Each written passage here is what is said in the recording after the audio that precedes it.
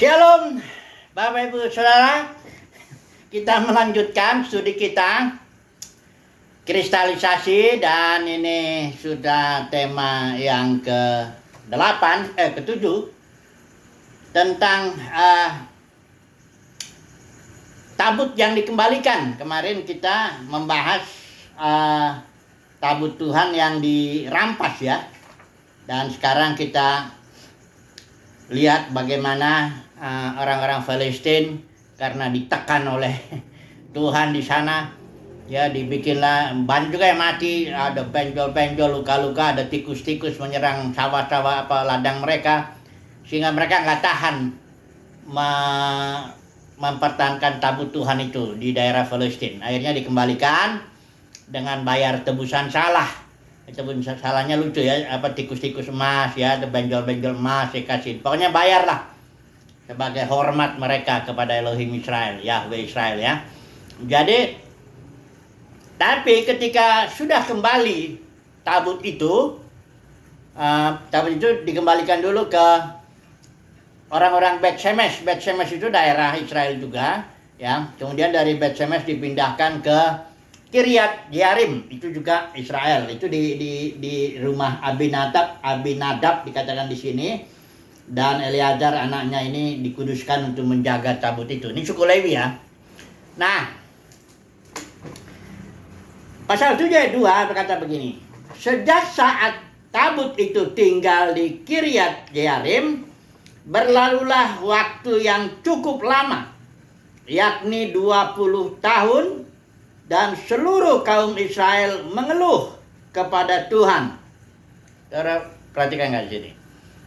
Tabut itu sudah kembali kepada daerah Israel, ya, dipelihara di rumah Abinadab, ya, bahkan anaknya Eleazar itu khusus mereka kuduskan untuk menjaga tabut itu. Tapi tetap tangan orang Palestina menekan Israel selama 20 tahun. Tabut itu tinggal di rumah Abinadab. Ya, mengapa demikian? Ini pertanyaannya kan. Nah, mengapa demikian? Mari kita melihat dulu pasal loncat-loncat aja, kita baca ini. Pasal 7. Lalu berkatalah Samuel kepada seluruh kaum Israel demikian. Jika kamu berbalik kepada Tuhan dengan segenap hati itu artinya seluruhnya, karena itu perintah Tuhan. Kasihilah Tuhan Elohimmu dengan segenap hati, segenap jiwa, segenap akal budi. Artinya fokus satu aja ya, beribadah kepada Tuhan. Karena begini, Israel ini selain dia beribadah kepada Yahweh, dia juga punya para allah asing, para asitoret ya. Makanya Samuel nasihatin, beribadahlah hanya kepadanya, maka ia akan melepaskan kamu dari tangan orang Palestina. Nah ini Israel ini ada, nanti kita akan mendalami juga ini ya. Mereka kayak mendua hati ya. Mereka bukan menolak Yahweh leluhur mereka, enggak. Tapi selain itu ada lagi. Jadi enggak hanya beribadah kepada Yahweh, tapi mereka tambah ya. Enggak tahu kenapa, karena mungkin lihat kiri kanan ya, ada para asitoret, ada allah asing lah pokoknya di situ ya. Nah, coba dulu kita mau lihat sejarah ya. Kenapa ini Israel ini kok ya perlakuannya terhadap tabut itu tidak sepenuh hati lah, katakan begitu ya. Kecuali barangkali zaman Musa ya. Ketika zaman Musa itu, Musa mendapat perintah langsung di atas gunung, dia melihat contoh. Ya, dia membangun itu kemah itu berdasarkan contoh yang dikasih tahu. Jadi betul-betul detail. Ukurannya, bahan-bahannya, warnanya, semuanya ya. Itu dikerjakan dengan cara sangat teliti ya oleh ahli. Itu ada dua ahli, siapa itu yang dikasih roh Tuhan untuk kasih keahlian. Dan di situ dipelihara lah ya di zaman itu Harun. Ya, masih, walaupun ada Nadab dan Abihu, karena salah dia mempersembahkan api asing, dia mati ya. Orang-orang Bet Shemesh ini juga ada yang mati nih, ada berapa? 70 nih di sini di beberapa orang Bet Shemesh, karena mereka melihat ke dalam tabut Tuhan. Jadi sekalipun ada kesalahan-kesalahan ya dalam memelihara, dalam melayani Tuhan orang Israel ini, tapi di zaman Musa, Harun lah, itu masih bagus lah. Hanya ketika ini, ya ini ada khotbah Stefanus yang sangat bagus yang menjelaskan bagaimana sikap Israel ini terhadap Yahweh, terhadap tabut. Sama ya, bagaimana Israel bersikap kepada kemah suci, begitulah dia sikapnya kepada Tuhan. Sama itu ya, karena kemah suci itu simbol daripada kehadiran Tuhan, simbol daripada kemuliaan Tuhan. Karena kemah suci itu dipenuhi dengan kemuliaan Tuhan. Juga kita bisa baca Yehezkiel 37 itu mengatakan bahwa dengan hadirnya kemah suci itu, tempat kudus itu, maka Tuhan menguduskan seluruh Israel ya. Jadi ini adalah khotbah bagus dari Stefanus. Ini khotbah Stefanus yang ketika dia bersaksi kepada Sanhedrin. Jadi Sanhedrin ini 3 kali ya, gereja mula-mula itu bersaksi kepada Sanhedrin, mahkamah agama itu. Yang pertama Petrus itu dengan Yohanes, kedua juga masih Petrus Yohanes, yang ketiga ini dia Stefanus, dan itu yang dilempar martir pertama ini. Khotbahnya itu hanya, dia tidak mengekspos 1-2 ayat, enggak. Dia hanya menceritakan fakta-fakta sejarah. Bagaimana para leluhur Israel itu berlaku serong, katakanlah begitu. Dan akhirnya dia simpulkan, demikian jugalah kamu, katanya. Waduh, itu orang Farisi ahli Taurat sangat tertusuk dengan khotbah Stefanus, dan dia geram melempari dengan batu. Sebenarnya mahkamah agama itu tidak punya hak melempari, merajam Stefanus, karena waktu zaman Yesus itu kan memang nggak punya hak. Dia harus datang ke gubernur Roma. Tapi ini karena udah geram banget, udah dilemparin aja ya. Di situ Saulus ada di situ, dia sebagai saksi.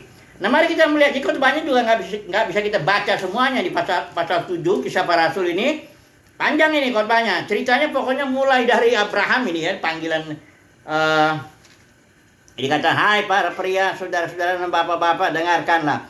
Elohim kemuliaan telah tampak oleh leluhur kita Abraham. Jadi dari mulai Abraham terus cerita itu sampai kepada di sini Harun, ya. Ketika Harun itu masih belum meminta anak lembu emas, ini Israel ini ya, Israel ini. Ayat 40 nih. Sejak ini dia buat anak lembu emas, rupanya Israel sudah, artinya Tuhan berpaling. Memang diampuni dosa itu karena Musa membela, ya, sudah mau dibinasakan itu generasi itu supaya Tuhan bangun lagi dari generasi Musa, tapi Musa bela. Tapi sejak itu memang Tuhan berpaling. Mari saya baca dulu ayatnya ya. Ini mulainya ayat 40, berkatalah orang Israel ini kepada Harun, buatkanlah bagi kami ilah-ilah yang akan berjalan di depan kami. Sebab Musa ini yang telah memimpin kami keluar negeri Mesir, kami tidak tahu apa yang terjadi atasnya. Dan pada waktu itu mereka membuat patung anak lembu. Ini anak lembu emas itu ya, yang ceritanya itu di kitab Keluaran 9 itu ya, ada di situ. Jadi sejak itu ya, ayat 42 bilang ya, dan Elohim telah berpaling dan membiarkan mereka beribadah kepada bala tentara langit, sebagaimana yang ada tertulis dalam kitab para nabi. Apakah kamu telah mempersembahkan binatang sembelian dan kurban kepadaku selama 40 tahun di padang gurun, hai kaum Israel? Ayat 43, dan kamu mengusung, mana katanya, kamu mengusung kemah Molok, bintang dewamu Remfan, dan wujud-wujud yang telah kamu buat untuk menyembah di hadapannya. Dan aku akan menyingkirkan kediamanmu ke seberang Babylon. Ini sudah diancam untuk dibuang ke Babel ini. Dari zaman pembuatan anak lembu emas itu. Dari situlah walaupun doa Musa didengar Tuhan. Tuhan gak binasakan itu generasi pertama langsung itu. Tapi Tuhan sudah berpaling. Dan akibatnya 40 tahun di padang gurun, Israel itu tidak mempersembahkan binatang sembelihan atau kurban kepadaku. Ini ayatnya jelas ini, ya. Tapi malah dia menyembah Molok dan sebagainya, Remfan dan sebagainya. Barangkali kegiatan-kegiatan di kemah suci yang dipimpin Harun atau anak-anaknya ya, Pinehas, Eleazar dengan Itamar itu, barangkali masih jalan, tapi sebenarnya Israel sudah enggak lagi. Atau barangkali justru di kemas sucinya itu sudah mulai kayak kadang katakanlah ini apa ya, sudah suang-suang kuku, ya sudah merosot dia 40 tahun di padang gurun. Memang kemah kesaksian katanya di ayat 44, tabernakel kesaksian ada di antara para leluhur kita di padang gurun, seperti yang telah dia perintahkan ketika berfirman kepada Musa, ya. Dan katanya ayat 45, yang ketika warisinya para leluhur kita pun mengusungnya masuk bersama Yosua, ya. Memang dia dibawa oleh Yosua masuk ke itu daerahnya Shilo akhirnya, ya, dari kayaknya Gilgal dulu, ya, akhirnya Shilo dia. Disitulah. Tapi di situ kayaknya udah nggak lengkap. Ya, udah nggak lengkap, ya. Udah nggak lengkap dalam arti kemahnya nggak seperti kemah Musa itu dengan peraturannya, misalnya di sini ada bejana pembasuhan, di sini ada mesbah tembaga, ini ruang yang kudusnya, ada di situ kandil, mesbah dupa, meja roti sajian, ada tabut perjanjian, itu pun ada 3 itu isinya, tongkat Harun, mana, loh perjanjian. Kayaknya nggak lengkap seperti itu lagi ketika itu masuk ke dalam tanah perjanjian di Shilo itu, ya. Karena nggak ada diceritakan, kecuali ada di kasus di mana Daud waktu dikejar oleh Saul, dia datang ke daerah Nob, namanya Nob, itu ada imam-imam di situ melayani. Itu memang ada roti sajian, masih ada meja roti sajian, masih ada kelihatan di situ. Tapi yang lain-lainnya kelihatannya tidak, ya. Kecuali tabut, ya. Tabut itu pun katanya, ya, bukan katanya, nggak ada lagi mana itu di situ, ya. Ada yang juga menafsirkan itu karena Israel nggak lagi makan mana dan sebagainya. Oke lah, intinya begini, Israel memang nggak serius beribadah kepada Tuhan, nggak ninggalin total. Ini ngerti ya, nggak ninggalin total, tapi nggak juga sepenuh hati gitu.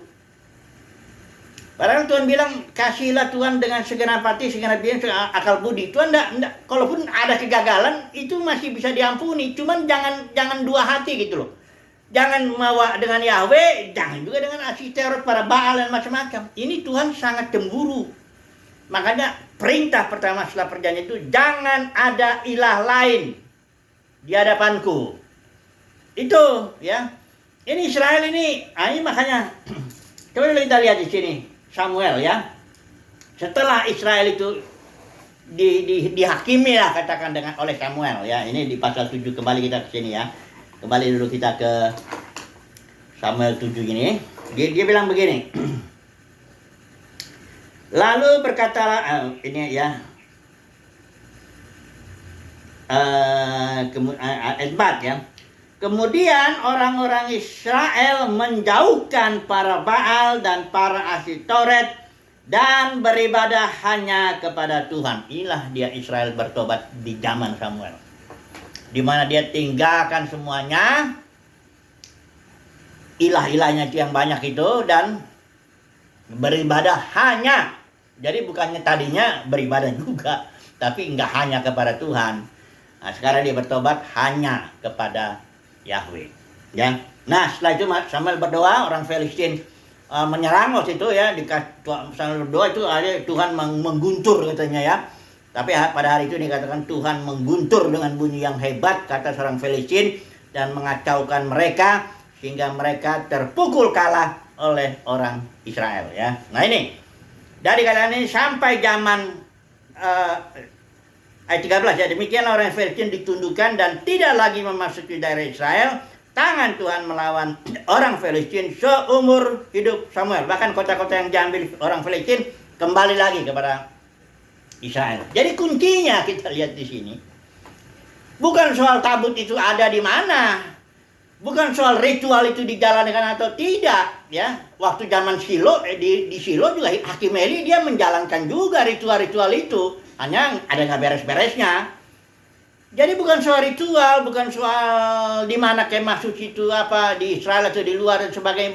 Bukan soal yang itu.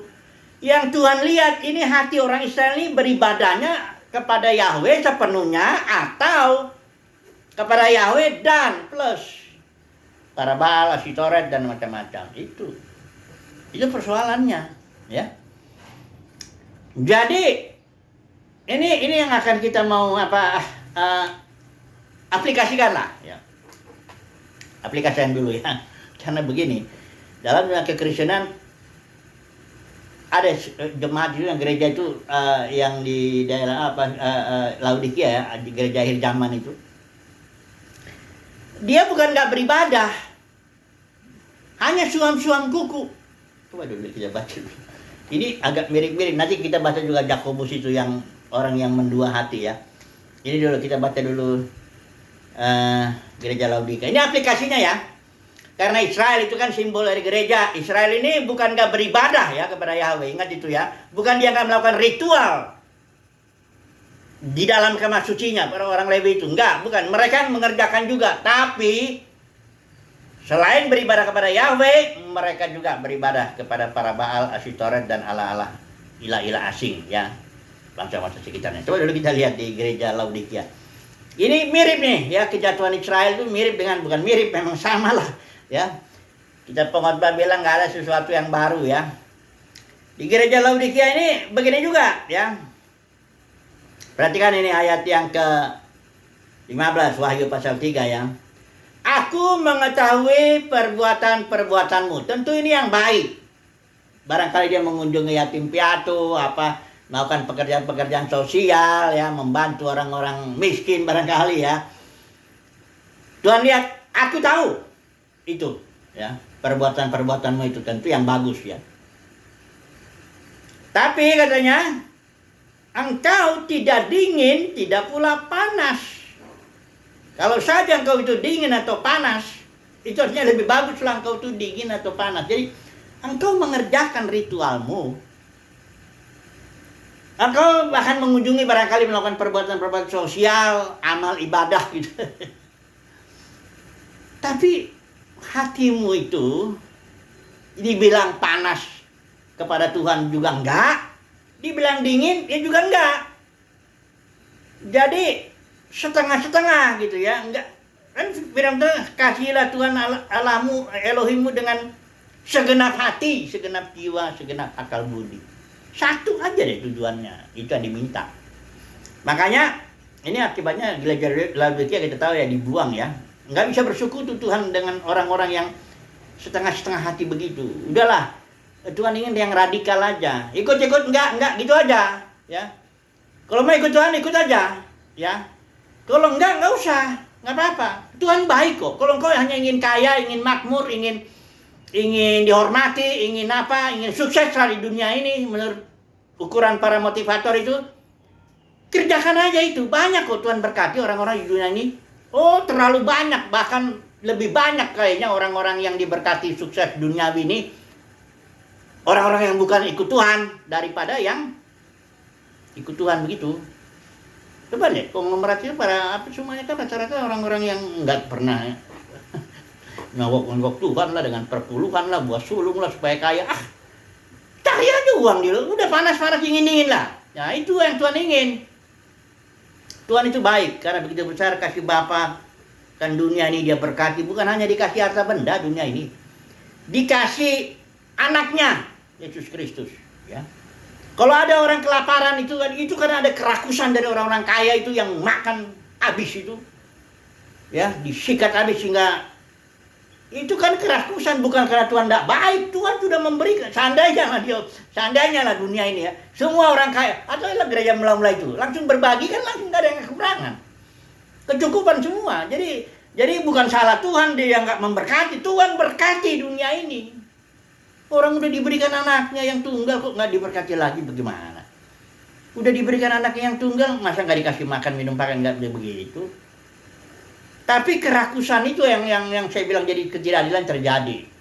Jadi kembalilah, kalau mau ikut Tuhan, ikutlah sungguh-sungguh ya. Jangan cari uang, cari kekayaan, cari itu. Fokuslah. Ini makanya apa ya? Yakobus bilang begini, perhatikan ya, pasal 1, Yakobus 1 ya, ayat yang ke-8.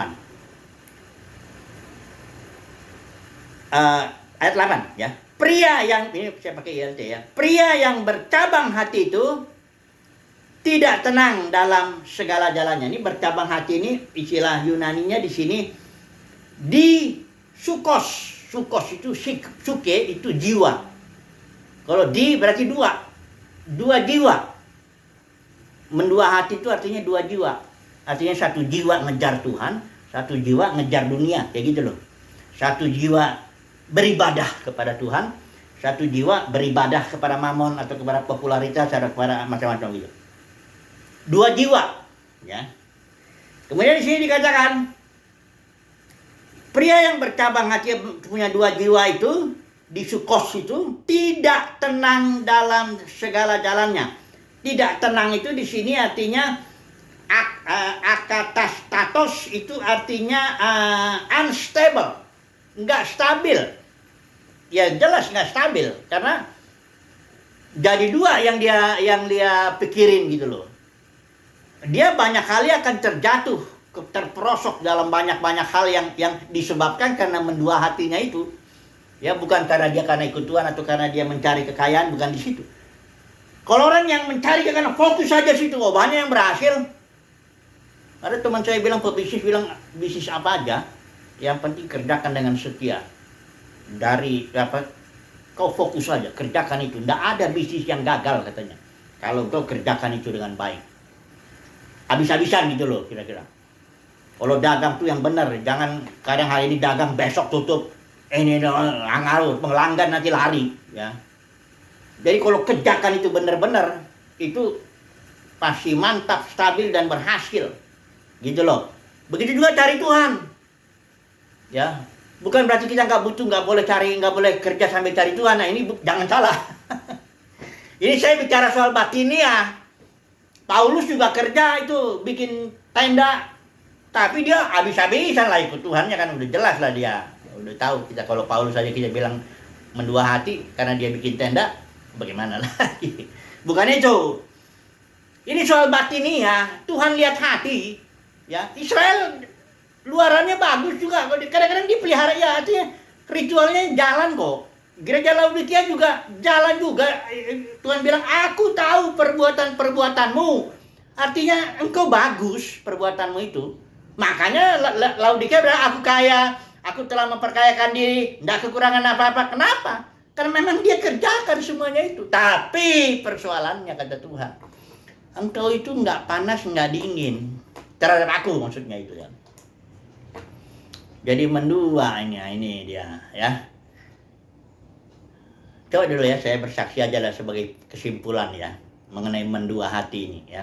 Supaya jangan salah nanti bukan berarti tidak boleh bekerja cari duit. Bukan begitu ya. Tapi masalahnya hati loh ya. Memang kalau yang di dalam ini Tuhan sendiri kadang yang ya bukan sendiri ya Tuhan sendirilah yang tahu yang pastinya. Tapi kadang-kadang kita juga bisa lihat orang kalau udah kau istilahnya dia bilang sebelah kanannya Alkitab, sebelah kirinya pedang. Alkitab itu dipakai kalau hari Minggu, pedang ini hari Senin sampai hari Sabtu ini pedang. Jadi dua dia ya senjatanya itu. Jadi saya bersaksi dulu begini ya. Ini kayak Paulus lah dulu ya. Saya mulai dari Paulus ini, pertobatannya. Ketika datang kasih karunia Tuhan kepada Paulus ya. Paulus itu langsung berbalik total. Ya. Dia langsung balik apa yang harus kuperbuat Tuhan. Dia udah sebut nama Tuhan. Kurios istilah Yunani itu artinya penguasa tunggal. Jadi dia sudah langsung menjadi hamba dalam arti apa yang kuperbuat Tuhan. Udah satu jiwanya Paulus itu. Enggak lagi mendua hati dia udah. Ya, pertobatan kasih karunia yang Tuhan berikan itu. Ya. Nah, saya melihat, saya juga begitu pengalaman itu waktu itu 2 SMA. Ya, pengalaman mendapat itu waktu SMA itu udah dari SMP saya udah rusak. Sampai SMA itu tiba-tiba 2 SMA saya mendapat pengalaman. Ya, penyataan Tuhan lah lewat mimpi yang begitu merubah saya. Sehingga saya menilai yang lainnya nggak ada gitu. Yang lainnya nggak ada artinya. Ya. Saya ingin yang ini nih. Kasih karunia Tuhan yang telah menjamah hati saya ingin ini nih. Ya, dalam hidup saya coba, walaupun karena kebiasaan saya banyak sekali jatuh bangun, terus jatuh bangun. Ya, terus karunia bertahun-tahun, sakit sekali itu ya. Tapi ada di dalam batin saya ini kasih karunia lah saya di jamahnya saya, sehingga saya pengen bener mendapatkan ini, ya, berfellowship dengan ini nih. Karena sebelumnya saya nggak pernah tahu menau, saya nggak pernah diajarin dalam ke gedung apa waktu sekolah minggu aja nggak pernah diajari. Jadi saya melihat memang kasih karunia lah udah kalau orang bisa jadi satu hati. Memang kasih karunia Tuhan mesti menjamahnya sedemikian sehingga dia kayaknya kehilangan selera dengan yang lain-lainnya ini. Barangkali ada juga yang bertumbuhnya pelan-pelan gitu ya. Pelan-pelan dia ikut Tuhan, lambat-lambat lama akhirnya sampai ke satu titik di mana dia komitmen, Tuhan, ini aku. Sepenuhnya diriku untukmu. Memang aku punya tanggung jawab, barangkali tugas-tugas harus bekerja, harus ini, harus semua kita kerjakan. Tugas sebagai orang tua, sebagai mahasiswa, kita kerjakan semua ini. Tapi inilah hatiku Tuhan, untukmu. Kira-kira begitulah. Ya bukan artinya jadi full time. Aduh, jangan ngomong full time lah. Kadang-kadang orang-orang yang full time dulu kami sering tuh. Kalau orang ini maaf ya, bukan ngeledekin orang yang sekolah teologi, bukan gitu. Dulu di zaman kami tahun 80 tuh banyak itu. Orang nggak masuk UI, nggak masuk ITB, nggak masuk Gama. Udahlah. Kalau teologi aja gitu. Terus jadi full time. Bayangin aja kalau motifnya begitu. Atau kadang-kadang ada keluarga, semuanya yang pinter ini kau jadi insinyur ya, kau jadi dokter ya. Ada yang sedikit kurang-kurang gitu. Adong do hurang-hurang nak, istilah orang Batak begitu ya. Ya udahlah, sekolah teologi aja katanya. Jadi jangan bicara full time lah. Jangan bicara melayani full jadi pendeta, jadi gembala sidang. Jangan bicara itu. Saya nggak bicara itu. Saya bicara hati, batin yang dijamah oleh kasih karunia Tuhan. Sehingga batin ini mencari hanya Tuhan saja. Itu yang saya bicarakan. Saya nggak bicara yang luar-luaran lah ya. Saya nggak bicara sekolah teologi saudara di mana, jabatan saudara dalam pelayanan itu apa, pengalamanmu dalam khotbah itu atau apa, enggak, saya nggak bicara itu sama sekali. Saya bicara soal kasih karunia Tuhan yang menjamah batin seseorang sehingga orang itu fokus satu saja, jiwanya untuk Tuhan aja. Enggak cari kemuliaan manusia, enggak cari harta benda, enggak cari macam-macam. Walaupun dia kerjakan itu kalau memang itu tugasnya. Dikerjakan, dia barangkali bisnis, dia harus dagang ini, harus ini mengerjakan ini demi membesarkan anak-anaknya dan sebagainya. Itu hanya pekerjaan luaran ya. Yang saya bicarakan batinnya. Ya.